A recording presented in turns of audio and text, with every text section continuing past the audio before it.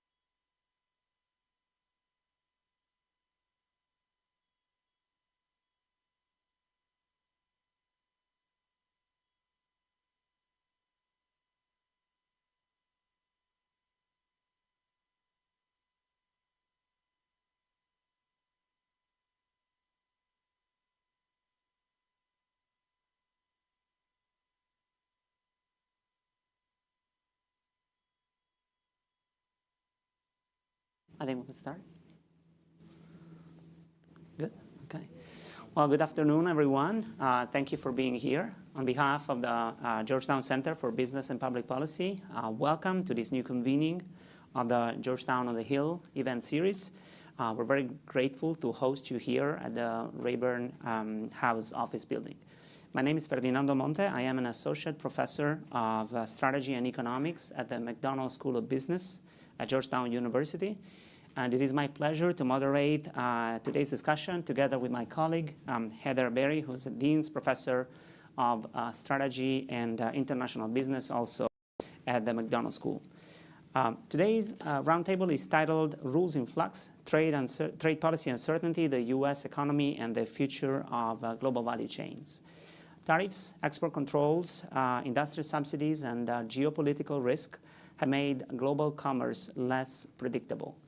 Across the economy, firms are reassessing capital plans and considering whether they should diversify suppliers, shift activity closer, or changing prices and inventory policies.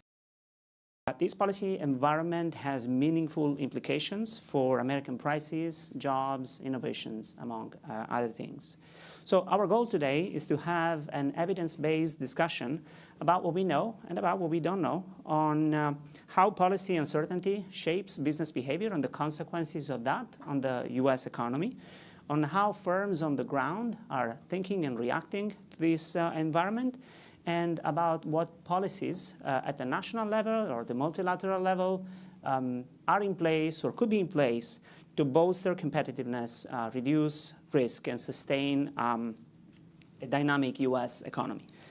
So the format for this event is pretty straightforward. We will begin with some remarks and discussion among our panelists for approximately 45 minutes. And then we will open the floor. The floor from questions from the audience until about 1:05. And afterwards, we hope you will stay for refreshments and continue the conversation with our distinguished panelists, which brings me to Heather. If you can please introduce our panelists. Perfect. Thank you.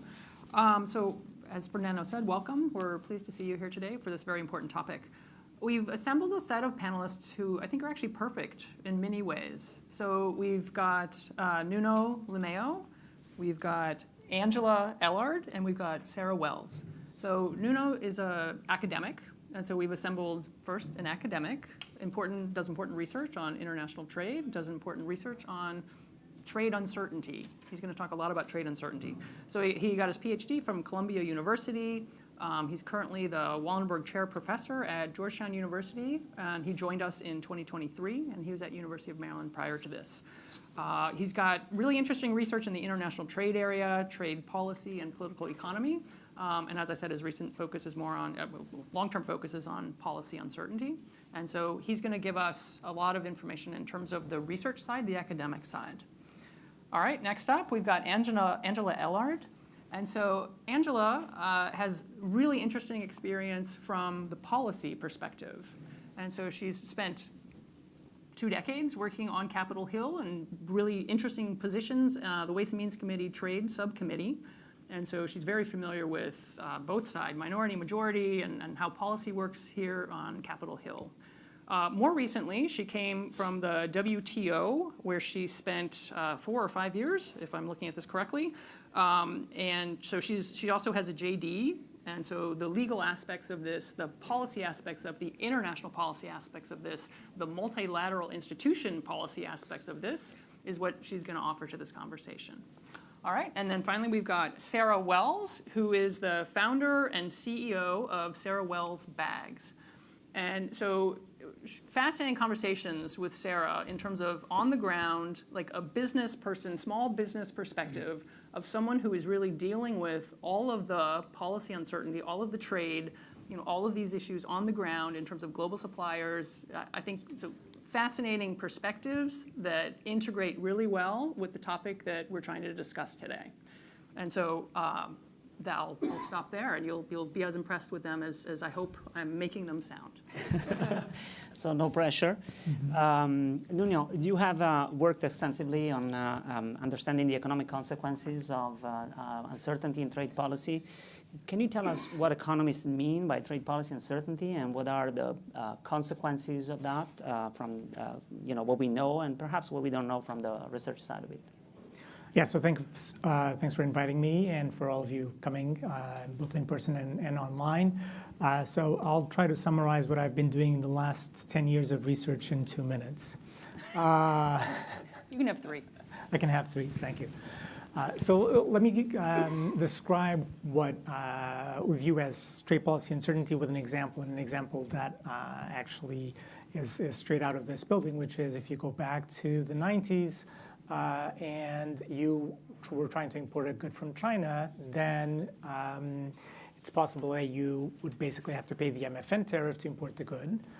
Or if Congress had decided to revoke China's MFN status that particular year, which it did choose to do at some point, and the president decided to not veto, which it never did, then you would have instead faced another tariff. But you'd know what that tariff is. It would be the column 2 tariff. It would be about 30 percentage points higher.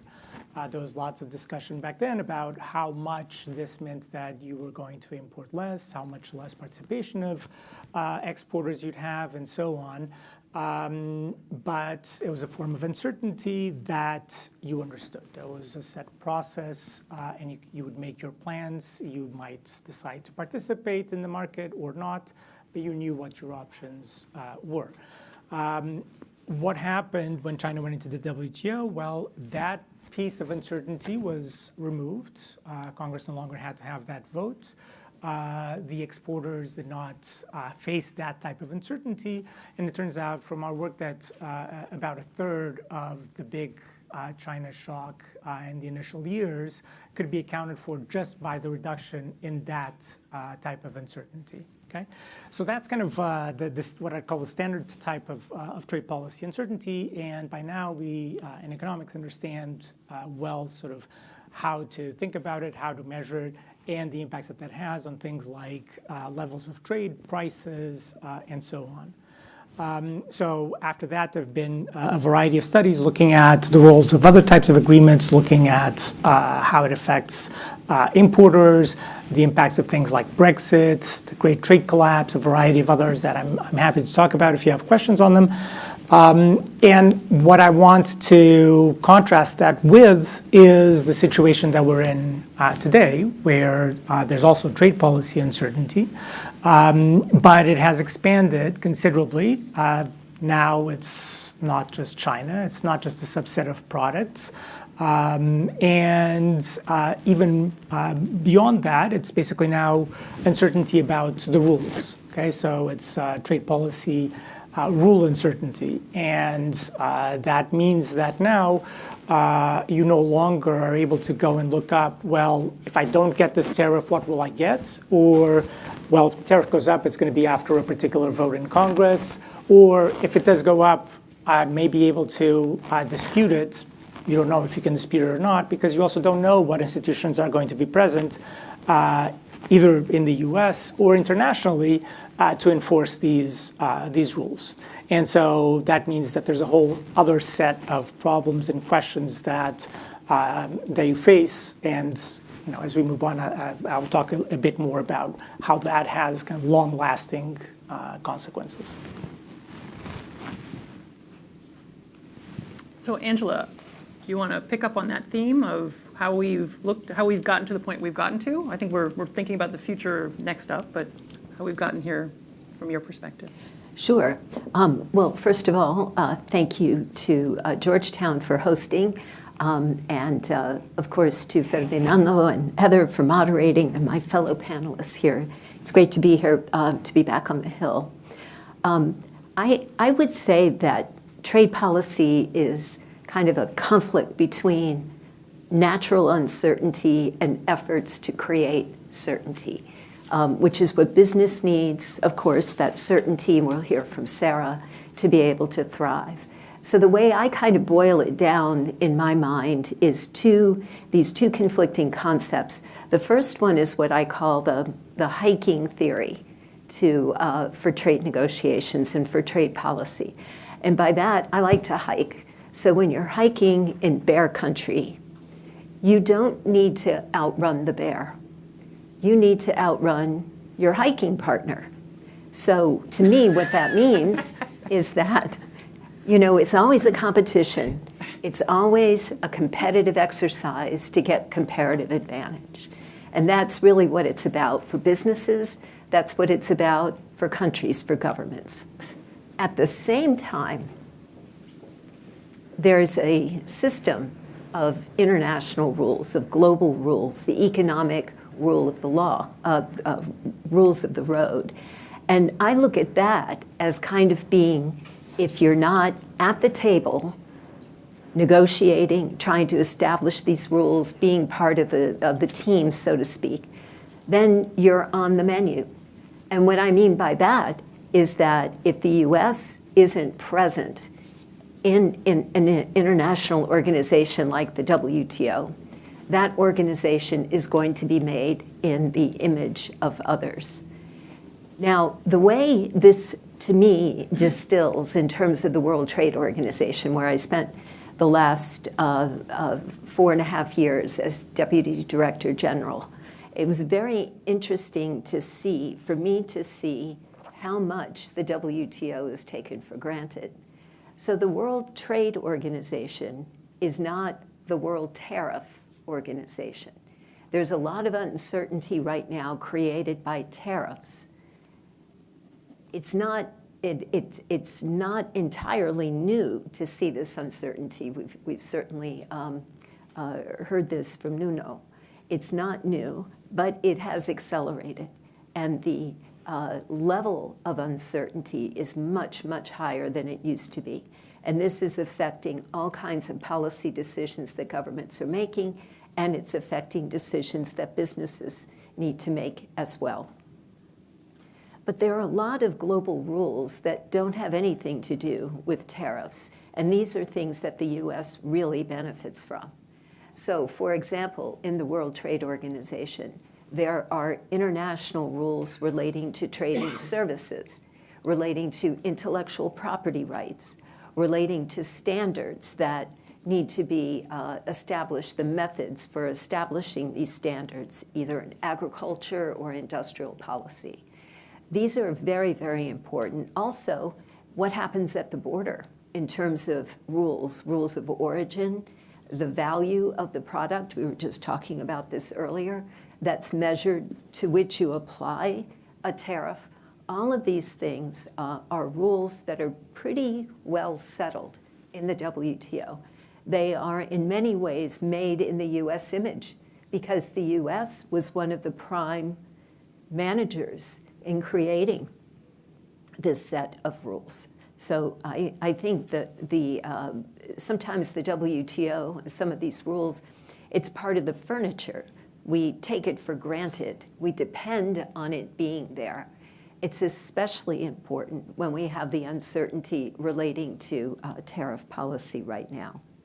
So without these rules, U.S. business would be at the mercy of an unregulated environment. Sure, sometimes members don't follow the rules. Sometimes the U.S. may be among them. But to a certain extent, having those rules there is incredibly important to creating this certainty. And there are methods within the WTO to contest when a member is not following the rules. There is a very intensive committee structure in place where members can raise with each other specific trade concerns. And the Secretariat at the WTO just came out with an estimate a few weeks ago that showed in a very important council at the WTO, about half of all specific trade concerns have been resolved or partially resolved, as determined by the member, the WTO member that brought the concern. There's also a dispute settlement mechanism. It's not fully functional right now for reasons I won't get into unless you'd like to. But the bottom line still is that half of all cases brought to dispute are settled, or the party agrees that it will follow the direction of the panel. The U.S. has greatly benefited from this system. So there are means within the WTO to settle disputes. There are also opportunities for plurilateral agreements within the WTO. In other words, coalitions of the willing. These bilateral agreements that countries enter into, USMCA, for example, these types of agreements are allowed within the WTO if they follow particular rules. So I think I don't want to be Pollyannish about this because the WTO has some significant problems. It's in desperate need of reform, and that need has been apparent for quite some time. It's even more acute now.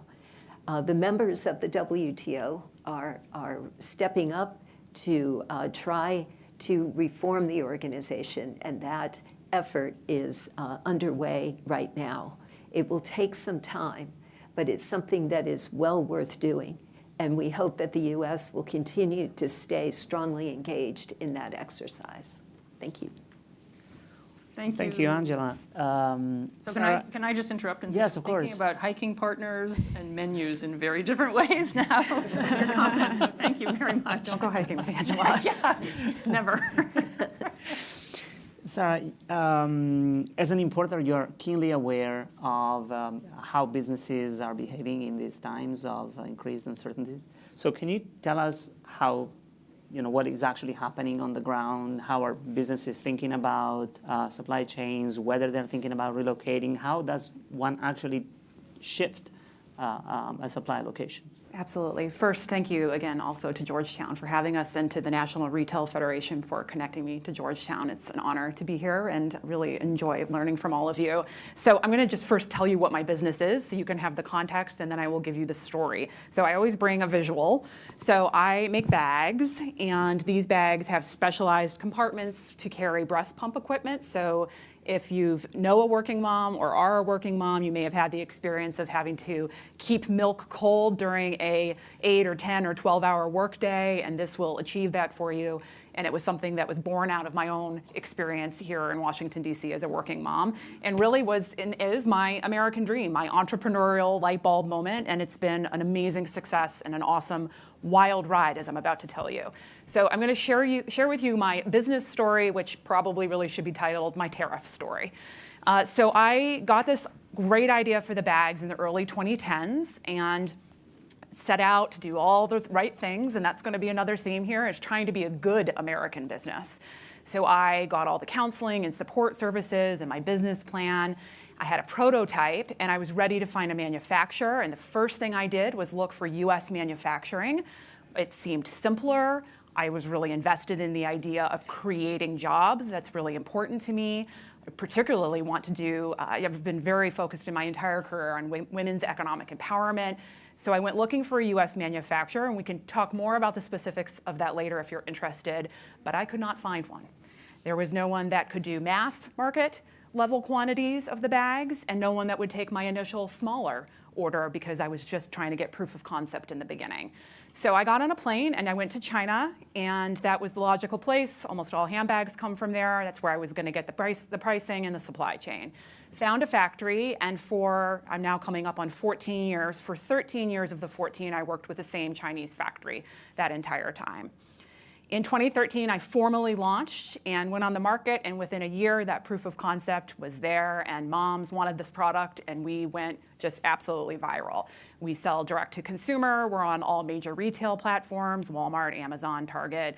We do wholesale distribution. We have international distribution, Australia, Southeast Asia. We've tried Europe. We've been all over. We had a few really good years, from 2013 to about 2017, 2018. And that is when Section 301 tariffs came down. And it swallowed up every single product on our list. Handbags were completely and totally included in that Section 301. And can you explain what Section 301 is? Yes. So it was a tariff that was put in place. It went through a process with USTR where we did actually know it was coming. And I'll talk a little more about certainty and uncertainty. We had some warning that they were looking at this. There was public comment period, and you could also file for exclusions if you could demonstrate that your product was not material to sort of the relationship between the United States and China, and it wasn't an issue of competitiveness. It couldn't be made here. And so I had this opportunity, because there was time and certainty and communication coming out of the government about this, as a small business owner, to weigh in.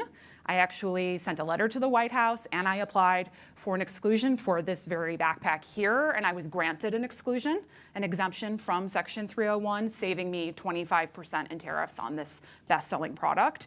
Unfortunately, many of our other products were still included in Section 301. It's very specific how they do that, so it's not just all handbags. The exemption for this is like handbags with a pocket that's 6 inches wide, and it's very specific.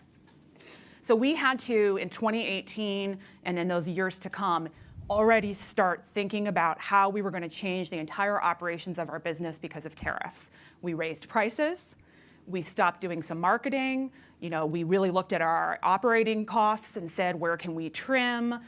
We negotiated with our suppliers. And one of the things I have to underscore is, because we had certainty and there was transparency in that process, our suppliers were actually willing to come to the table and help subsidize some of that extra cost for us. So we made it. It was difficult, and it really hit our margins to encompass this new 25% tariff that we as the US small business pay at the port. But we were able to make that work, and we turned along for several years until the election in 2024, when there was obviously campaigning along the lines that if President Trump was reelected, there would be more tariffs on China. So I was attuned to that, living here in Washington, D.C. I had my finger on the pulse of it, and I said to my team, we cannot bear any more tariffs. So our base tariff on this bag is 17.6%. Plus, for the other products, 17.6% plus the 25%, we're already pushed to the max.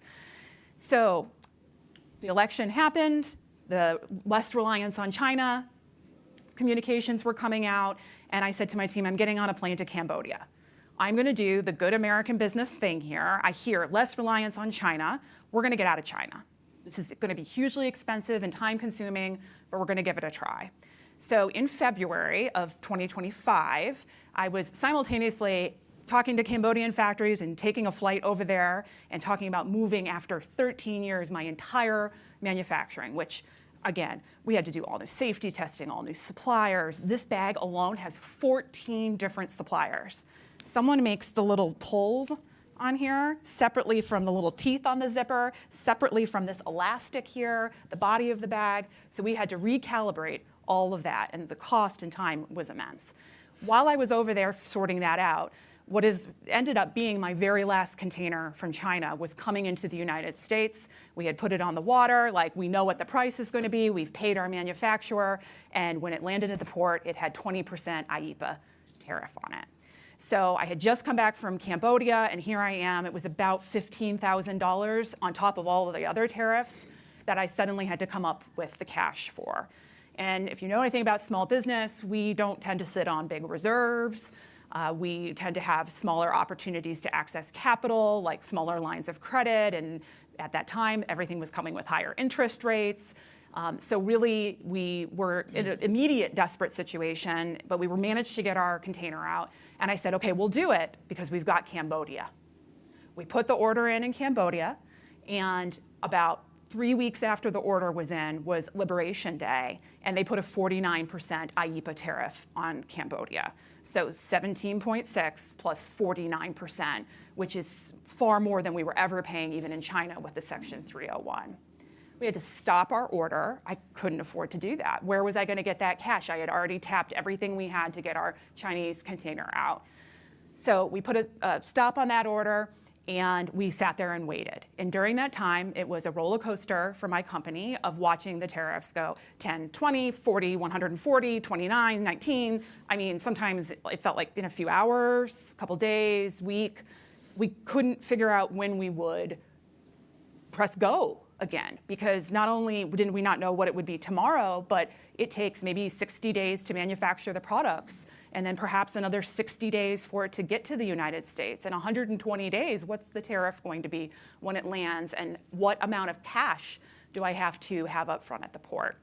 So we waited until there was a little bit longer period of time where they had settled on 19% for Cambodia through some initial agreements, and said, okay, we're going to do this. We shrunk our order significantly. It wasn't what we had planned to do. We went for our bare minimum that we needed to stay in business and put that order in. It was so late in the game at that point, and they were so backed up with everybody else in our space needing product and being in this state of disarray, that it was actually yesterday that that first container from Cambodia landed in Norfolk.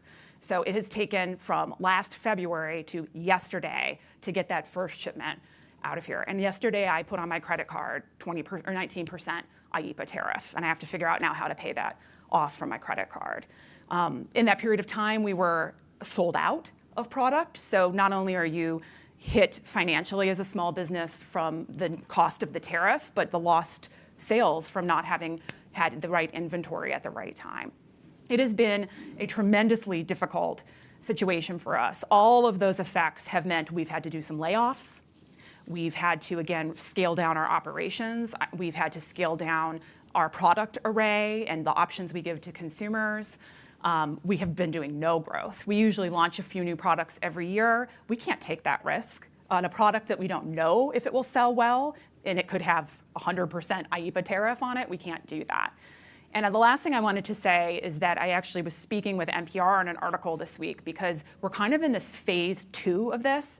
So all of us that were initially hit with this last year drained the bank accounts, maybe laid off someone to use their salary, an American worker, to use their salary to pay for that tariff. But now what do you do? Because here we are a year-ish into this, plus that Section 301 that was already stressing my business and many others.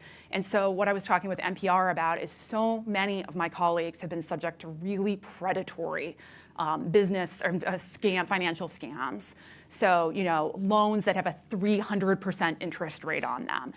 Overnight we'll get you $500,000 to pay your tariff fee. And in that is incredible levels of personal collateral. People are taking mortgages on their homes to pay their IEEPA tariffs to keep their businesses going.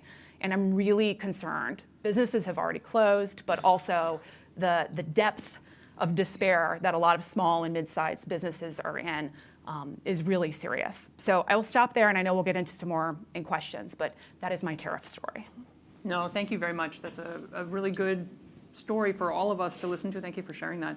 I mean, I think one of the things that you're pointing out is the effects not just directly on global value chains and products, but what's going on more broadly for the economy. And I think you've done some work that's probably relevant to this. Do you have any reactions?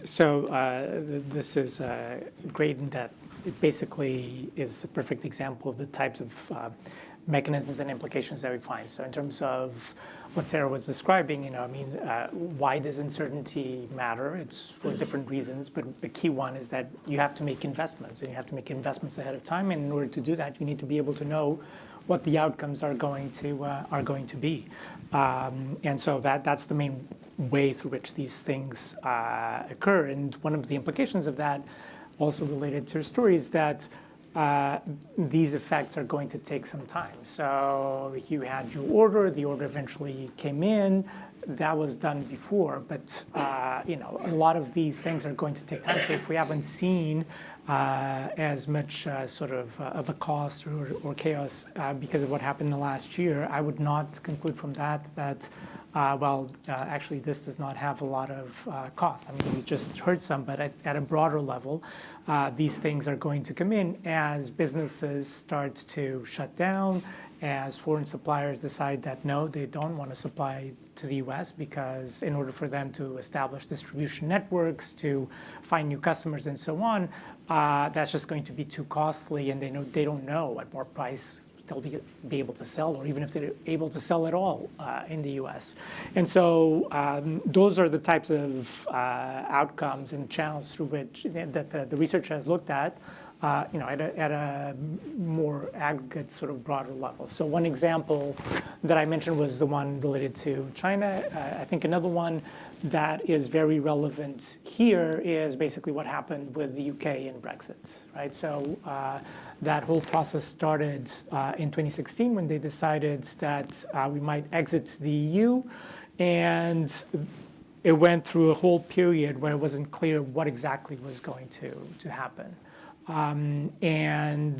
Sometimes the outcomes seem to be a little bit better than expected, or sometimes a little bit worse. But basically, our work and a variety of other people doing research in this area, estimated that this uncertainty was going to reduce and was reducing trade. It was increasing prices in the UK.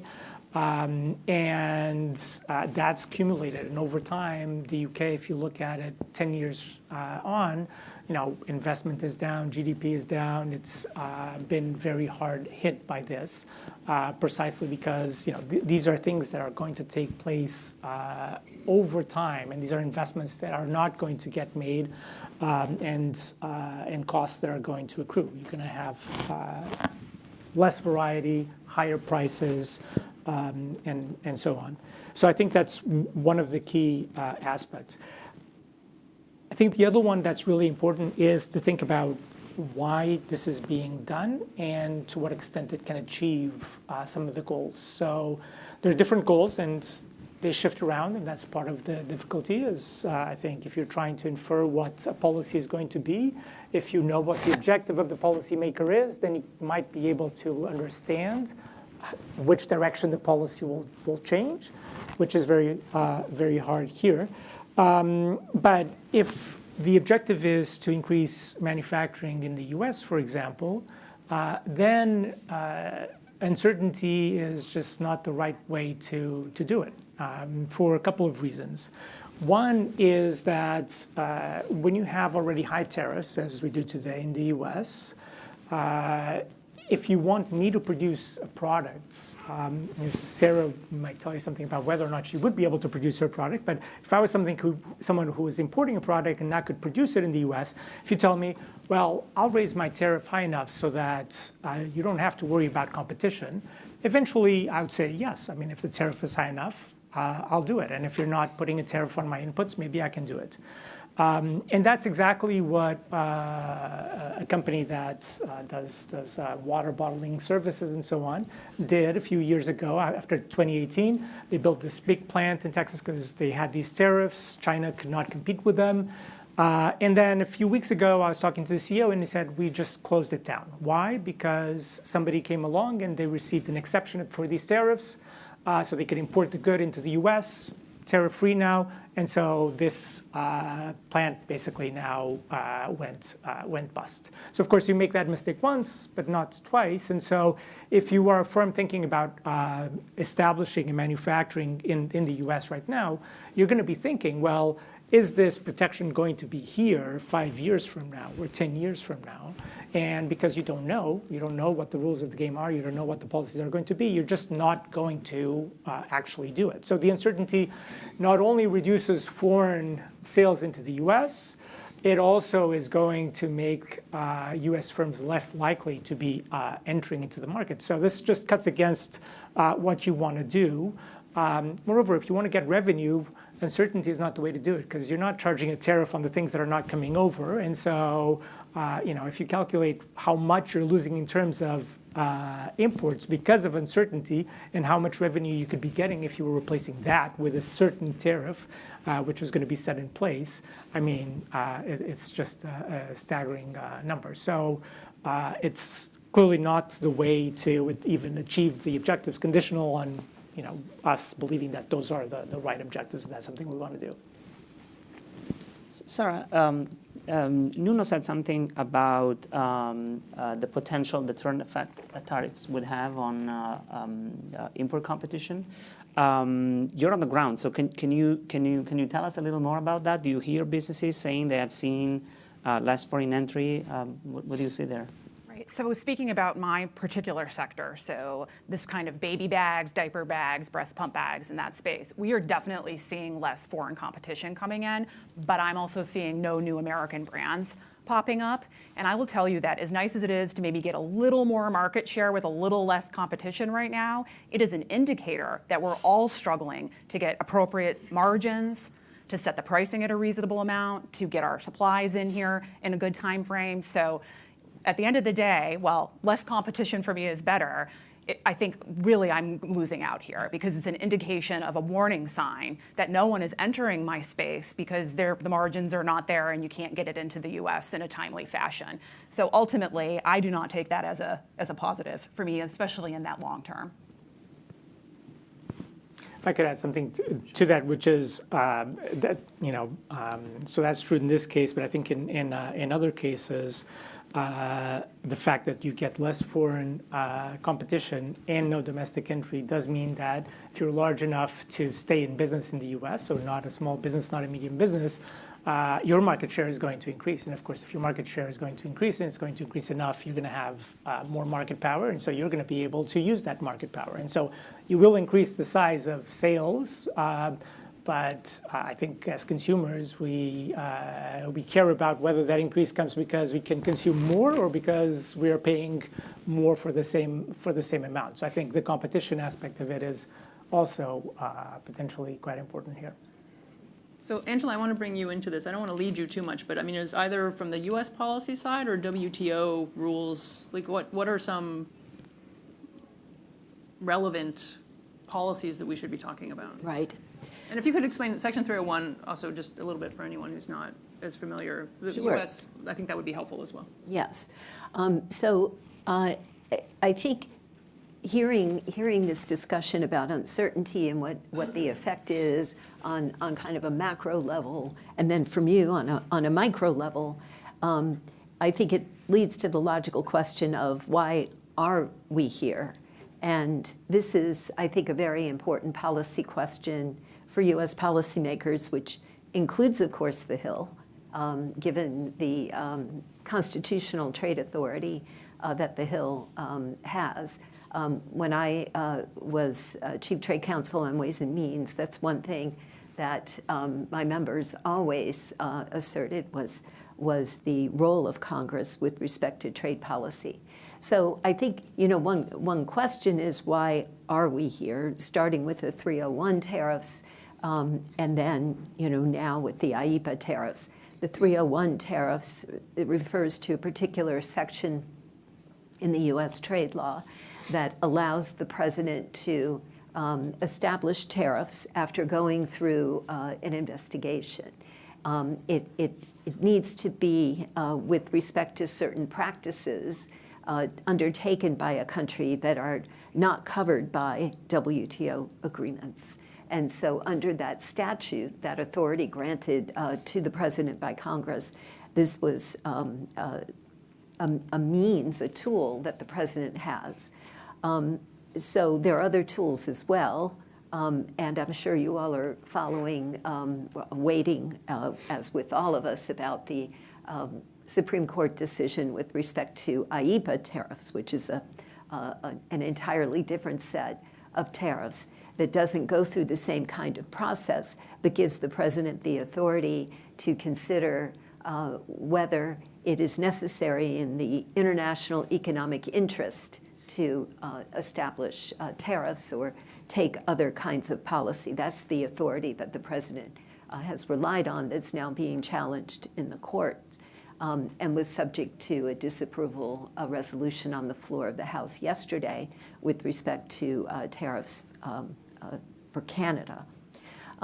So I think that in terms of the why and the rationale, I think a lot of this is based on the fact that in competing with China, China has, of course, a non-market economy structure. It has undertaken certain policies, a lot of which may not be covered by WTO rules, but it creates this distortion in competition. It creates this situation of overcapacity, for example, because the market rules don't trigger the change in behavior that you would expect with respect to manufacturing and growing capacity. The subsidies that are granted in that type of structure really do distort the marketplace. So having to deal with that factor and the downstream effect in the U.S. and elsewhere, I think is something that the U.S. and that the administration and U.S. policymakers of both parties have been looking at. So with respect to tools, there are tools that, of course, that Congress has, that the administration has to address this systemic problem. Then the other question to me is, what are the tools, the policy tools that you have in the U.S., but also through the WTO to deal with uncertainty when it comes about for whatever reason. Of course, now with tariffs, seeing that uncertainty very much on steroids. And I think we have to look at this because it's probably pretty clear that these tariffs are not going away anytime soon, that they will stay. Maybe they'll be reduced or modified. Maybe the justifications will be different. But this seems to be the new order, at least for the moment. The good news is that U.S. exporters are not facing high tariffs abroad. They are not facing retaliation quite yet. You know, that could change. And I think one of the reasons is because of the negotiation of these bilateral agreements between the U.S. and others. The one was just announced with India just a week or so ago. But the jury is still out to see how durable these agreements are going to be, whether they in fact do reduce barriers. But we have to look at it from the perspective of U.S. exporters as well, and will they be able to still continue to ship their products to other places without facing high tariffs. And then there are these other questions that I talked a little bit about before. The rules relating to trade facilitation, for example.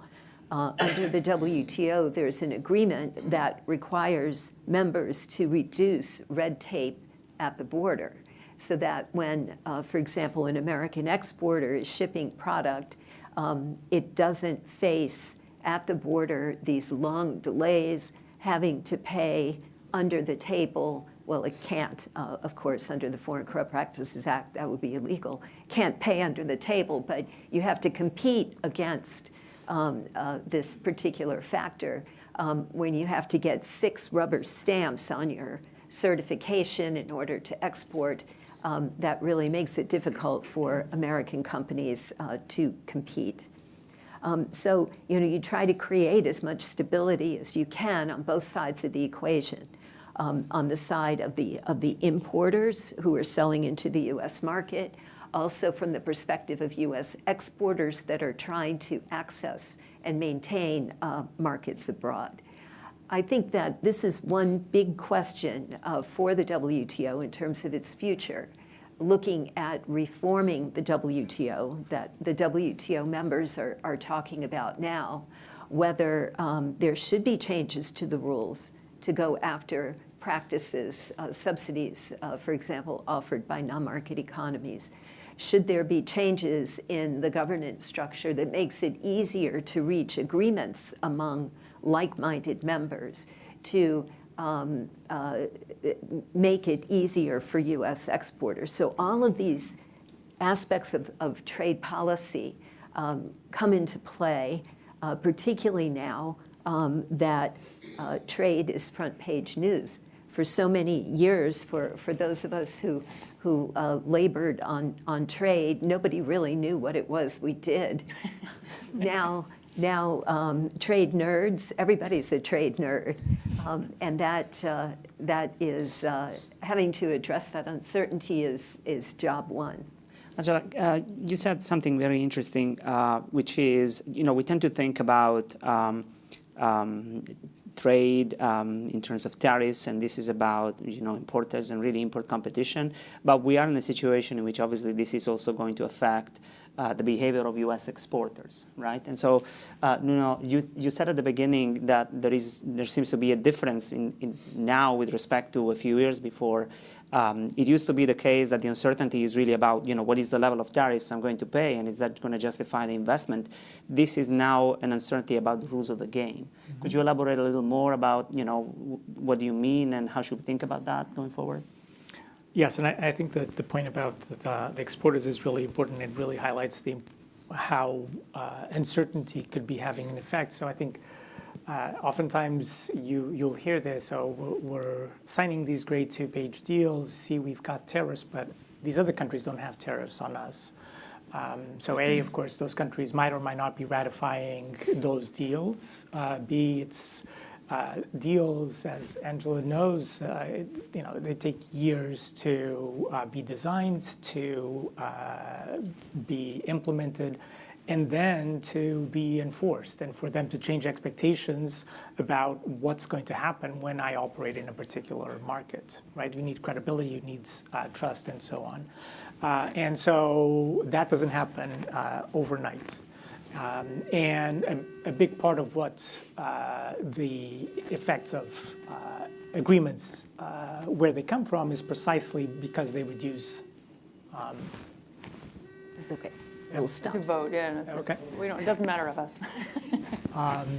It's precisely because they reduce this type of uncertainty, and so that's some of the work that we've done is precisely trying to estimate that. And so when you hear that the EU is not raising tariffs on the US or India is not raising tariffs on the US, that's all fine. But if you go and ask a US exporter, are you worried that if you want to export to Canada in 5 years' time, you will find not a tariff of 0, but some other tariff or some other standard that you now need to meet, or that you can't ship your parts back and forth when you're producing a car the way that you can now? The answer is going to be yes. If you look at the National Association of Manufacturers, their expectations about these things, they're worried about these effects. And that's exactly how uncertainty works. So the tariff doesn't have to go up in the EU or India or Brazil or China in order for it to affect the investment and returns for U.S. exporters, right? And so that's kind of the insidious and the difficult part about the uncertainty, is that because you don't see an actual tax being applied, you might think that, well, this is having no effect. When in fact, that's exactly what's going to happen. And the U.S. has benefited from this certainty. If you go back to 2008, the crisis, there was a lot of discussion about the potential for a trade war. There was a huge trade decline at that point.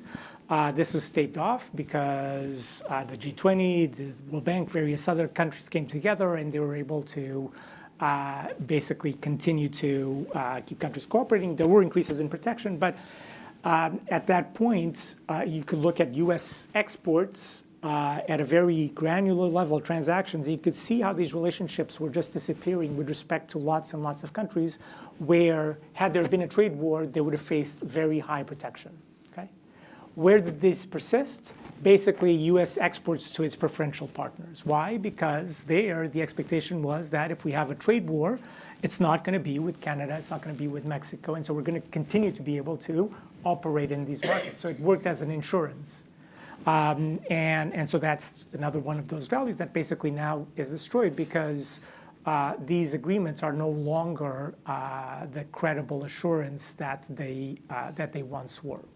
And so that is one of the big costs, and one that will persist even beyond this administration until we start to think about what is the strategy that the U.S. wants to have when it comes to these rules. And so can I follow up on that? So Sarah, you also talked about finding different suppliers. And so I think there's an interesting extension of that in terms of what uncertainty that introduces for you as well, right? Moving from China to Cambodia, that's a long process. You've described the process that you went through, but if you have any comments. Absolutely, and it kind of reminded me of what Nuno was saying about those who invest in U.S. manufacturing. I put all that investment in Cambodia, and then suddenly there was 49%, right? So it's really a huge risk, and there's uncertainty even in that. So even if you say I'm going to move out of China into the U.S. or I'm going to move out of China into Cambodia or another country, there's all of that upfront cost. And for small and mid-sized businesses, I'm going to say it again, we don't sit on a lot of reserves and extra money. We don't usually have in our plan a time in which we're going to pivot all of our manufacturing to another country, and there's not a line item for that. So you're talking resupplying and the cost of going over there and finding those factories and a lot of safety testing, particularly in my category, that applies, and all of those costs. And then you do all of that. And there's still today so much uncertainty really for all countries that I would look at to manufacture in. What will the tariff be, and will that investment have paid off for me, or would I actually be better off going back to China or to another country? And at some point, small businesses really can't keep chasing that. Some never could chase it last year and weren't able to move out. So they either took, like I said, those really expensive loans or took out a mortgage on their home to pay for those tariffs, or they closed their business operations. So from my perspective, I could do it once, right? And I immediately had to shut down that order because suddenly that uncertainty hit me again. And I certainly don't think I would weather doing it again. Thank you, Sarah. This has been a fascinating discussion, and I knew we would run out of time before running out of questions. Let me give the audience the opportunity to ask questions and interact with our panelists. If there are any. Got a bunch, okay. I think a microphone is coming. Oh, Stan and then the gentleman there. About the bag, you tried to find a U.S. producer. You could not. I presume your product is rather more labor using, not capital using, which is why it's not made here. But now there must be other producers of products like yours, not exactly the same, in the same situation. You said there's still no manufacturer here. What does it take for those tariffs, whose motivation in part is incentivized U.S. manufacturing, to show up? Absolutely. So first of all, it would take a lot of time. And in that time period, I don't know what it would take, 10, 20 years to try to set up that infrastructure for manufacturing here, these kind of products that don't have the quantity of labor force, don't have the training in that, we don't have the machinery for it. And I'll mention again that the materials come from 14 different Chinese suppliers. So you're not really talking about one final assembly factory. If you really wanted truly made in America, you're talking about textile factories, elastic, zipper makers, insulating materials, and all of that. So a lot of time, and I think it would take the will and the investment of manufacturers to do that. I think there's been a real misconception that brands, that business owners of products, that design products, are manufacturers. And I think that's a really important distinction. So I don't know how to set up a factory. I've never run a factory. I don't have the capital to open a factory, or I wouldn't even know where to begin with that. Even if you gave me a grant, where do I start? So I think we have to separate that idea as well. So you're talking about a whole different group of folks that need to take the risk and the time. And at least speaking for my own business and for those in my space, I think if we were waiting for that, if that were the only answer, we would be closed before that ever happened.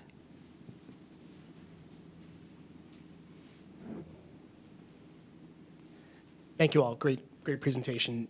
A bit of a kind of follow-up on that question. This is for you. We talk about the benefit for U.S. exporters from the tariffs that are perceived, but yet a lot of our exporters who are manufacturers are being hit because of the inputs to production that are not made here, that are not available here, that are subject to the tariffs as well.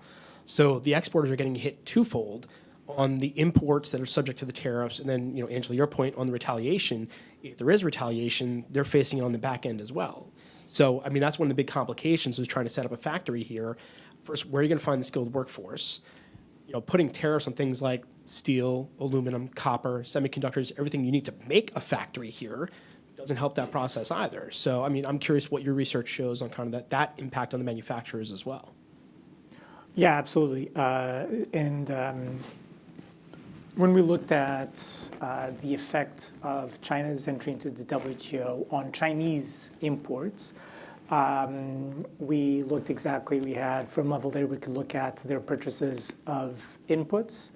And basically what we found is that at least half of the increase in Chinese imports when it went into the WTO, even in there, they were also reducing tariffs, but a lot of the effect was just because they themselves faced less uncertainty because they now had committed to having a certain tariff and not going above that. So for their producers, that was a huge benefit. And so, the application of that in the U.S. then is obvious. It's exactly what you're saying. It's not just the tariffs that are applied, but just the spread of tariffs on your inputs, because if you want to use a particular type of input, your zipper from a particular location or this or that, you're going to have to redesign your product, or you're going to have a different production line. You're going to have to make these investments. Well, you're not going to make them if you think that tomorrow that input is going to cost 30, 40, 50% more. So that is for sure, not just for the exporters, but for any domestic producer.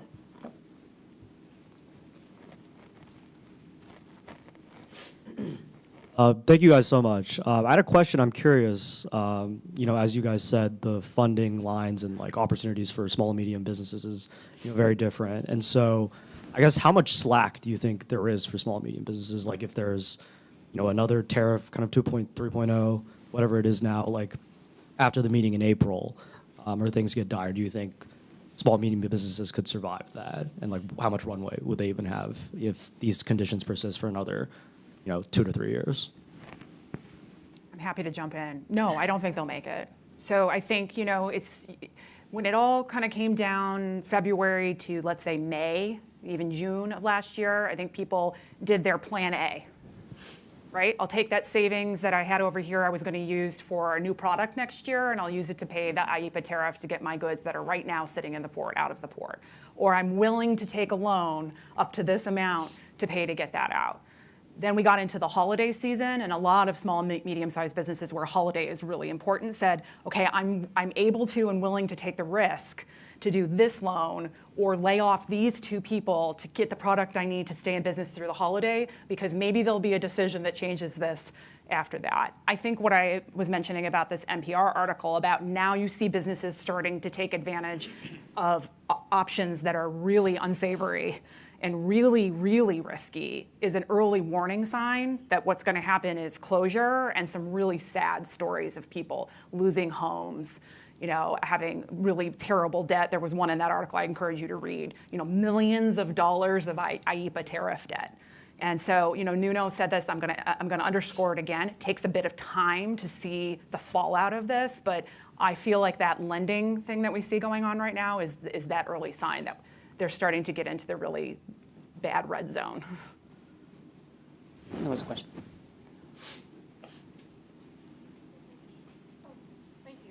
Thank you.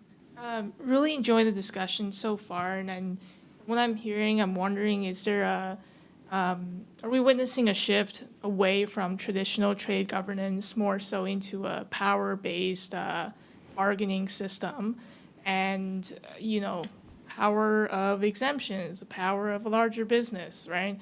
And if so, I'm wondering on all your perspectives on like what should the players in this market now, think about as they're trying to continue to adapt.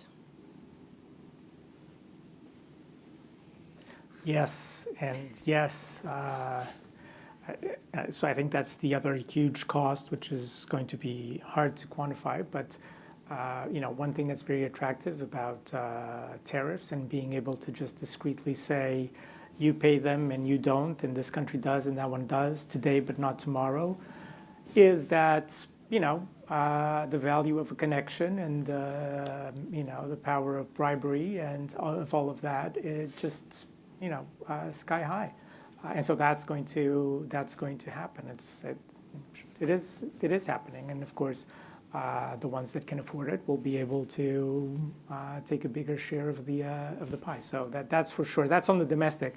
I think then there's the other part, which is the international power component, which is the use of tariffs to coerce and get other countries to do other things. So that's not new. That's happened for some time, but it's usually been used in order to try to increase cooperation across different issues. So in the WTO, a while back, when it went from the GATT to the WTO, you got developing countries to say we're going to enforce certain intellectual property rights because the US and the EU and others benefit from that, and the developing countries didn't have as much to give to the US and the EU in exchange for some of the market access, right? So that's an example of where you use cooperation and trade in order to get cooperation in other issues.